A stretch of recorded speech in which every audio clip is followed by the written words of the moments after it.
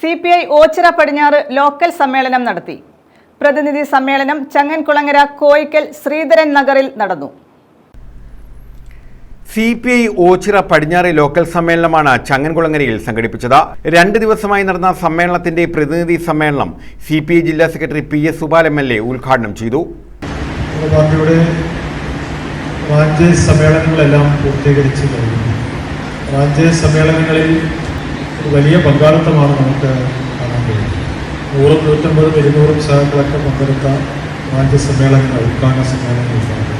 അപ്പോൾ താഴെത്തട്ടിൽ നമ്മുടെ പാർട്ടി വളരെ സജീവമായി സമ്മേളനത്തിൽ മാറി എന്നുള്ളത് നമുക്ക് വളരെ സന്തോഷത്തോടെ കണ്ടു.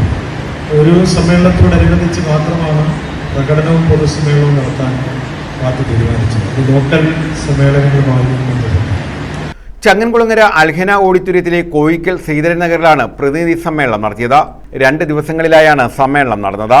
CPI മണ്ഡലം ജില്ലാ നേതാക്കൾ സമ്മേളനത്തിൽ പങ്കെടുത്തു. പുതിയ ലോക്കൽ കമ്മിറ്റിയെയും സമ്മേളനം തെരഞ്ഞെടുത്തു. News bureau, Ochira.